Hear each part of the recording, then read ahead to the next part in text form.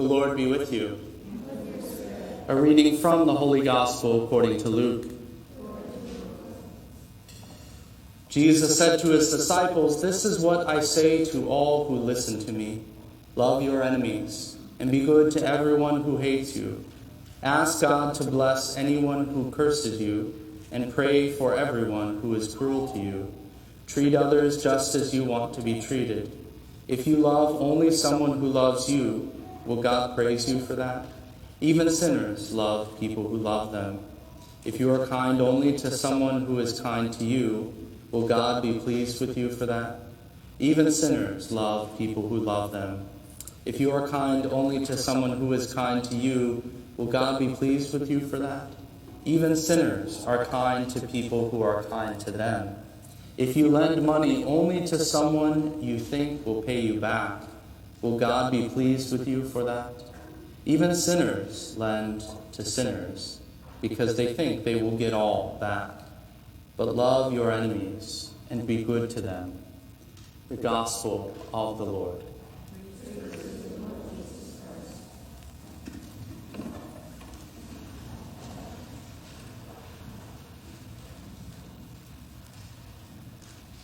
Follow Jesus.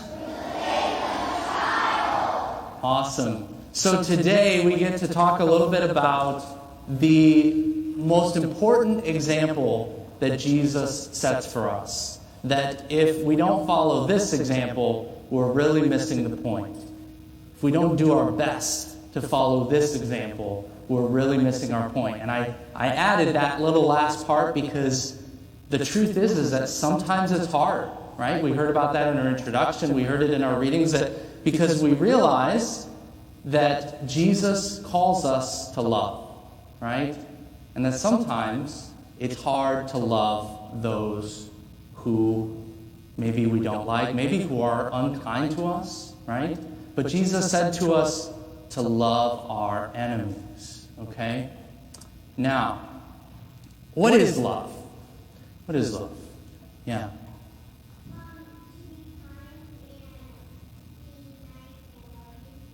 That's good. That's a wonderful start. Yeah, be kind and loving, yeah. When you care about someone, okay, it's notice that it's focused on the other, right? It's not just the good feelings I get, right? I care about this person. Wonderful. Excellent. We'll jump around a little bit, yeah. Kind again, there we go. Sharing, right? Yeah? Yeah. Okay, you might show that you love someone by protecting them if they're endangering someone. Yeah. Helping others. Wow. All right. I love the answers I've gotten so far, and I love how many other hands there are. But we have to move on because you guys nailed it, right? Because you know what I noticed about the things that you said? They were all choices that you make that's for the good of the other, that aren't selfish, right? Being kind and sharing and helping and protecting. These are all choices that we make that they're not selfish, right? Sometimes, maybe you've noticed this, that sometimes we get different images of love presented around us in the world. That sometimes love is presented to us as just a feeling, right? Well, all of those kind, good actions that are for the other, that aren't selfish, the ultimate example they point towards is Jesus on the cross, right? And when we look at Jesus, we realize that is perfect love. But let's think about this for a second. If I look at that, doesn't look like it felt very good, right? So love doesn't always have to be about our feelings, right? It's about selfless giving, right? That's the example that Jesus sets for us, right? Jesus calls us to live that way, right? And that's the example that we're supposed to follow. Because does anyone know what Jesus said about the people who nailed him to the cross when he was from the cross? Some of you had your hands up before I asked the question. So yeah, what did he say about the people who nailed him to the cross, from the cross? Yeah. Not condemn. I think you just missed up the word, but I think you got the right idea. What's the word? Yeah. Yeah. Forgive them, for they do not know what they do. Yeah, that's right. That's incredible, right? So when Jesus says, love your enemies, love even those who hurt you, love even those who are unkind to you, does that mean you have to feel good about that? No. No, it doesn't, right? It hurts, right, when someone's unkind to us, right? But if we're unkind to them back, is the unkindness ever going to stop? No, it's never going to stop, right? How do we break that cycle? With love, right? With love. And Jesus sets that example because when they were the most unkind to him, he said, Father, forgive them, for they know not what they do, right? And so we realize that if we are called to love as God loves, we need his love. We need to open our hearts to his love, right?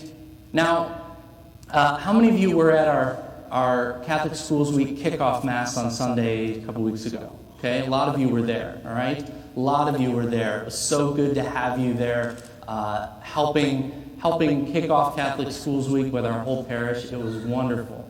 Now, you might remember that I talked about in that Mass something in the homily that I said, we're going to keep coming back to this, right? I talked about five things that as followers of Jesus that we want to say to Jesus every day.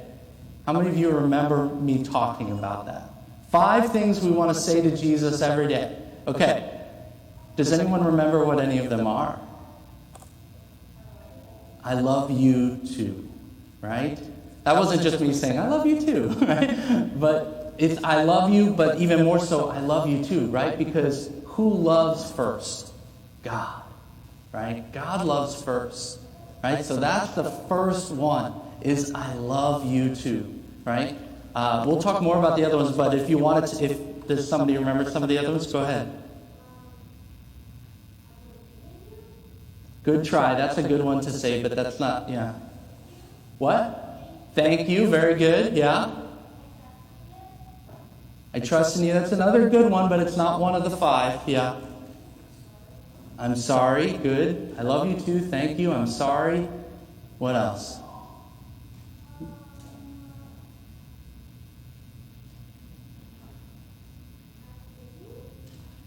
No, well, we don't need to forgive God, right? Well, that's a bigger homily. That's for another day.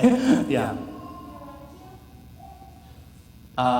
Nope. Good try. Yeah. Yeah. Okay, these are all good things to say to Jesus, but I think I need to give you a little bit more of a hint, right? Because all of these things, I love you too, thank you, I'm sorry, right? These are all basic things that we learn in our earliest days as children that are really part of, we don't just say them to God, right? Like we say them to other people because they teach us to be polite and kind. And what's another very important word to say when we're being polite to someone? Let's say when we want to ask them for something. Yeah. Please, very good. So, I love you too, thank you, I'm sorry, please. And the last one was the trickiest. So let me give you a situation, a scenario. Let's say it's in the evening, it's after dinner, and you're playing and you're having fun, but it's bedtime, right? Mom or dad says, time to go to bed. And what should you say? Yeah. Okay, which is an even more laid back way of saying yes, right? To listen and obey. Good, you just gave us all 5, right? Good.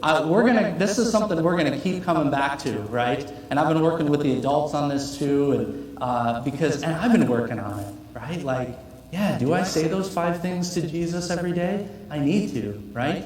And so we'll keep coming back to it, but the one I want to focus on today is that first one. I love you too. Do I remember every day? Do I open my heart to God's love every day to receive His love and be filled with His love so that I can love Him in return, but also so that I can show His love to others, even when it's hardest, right? That's our goal for today. That's what we're going to ask Jesus for help with today, to be able to open our hearts to receive His love, right? And to share it with others.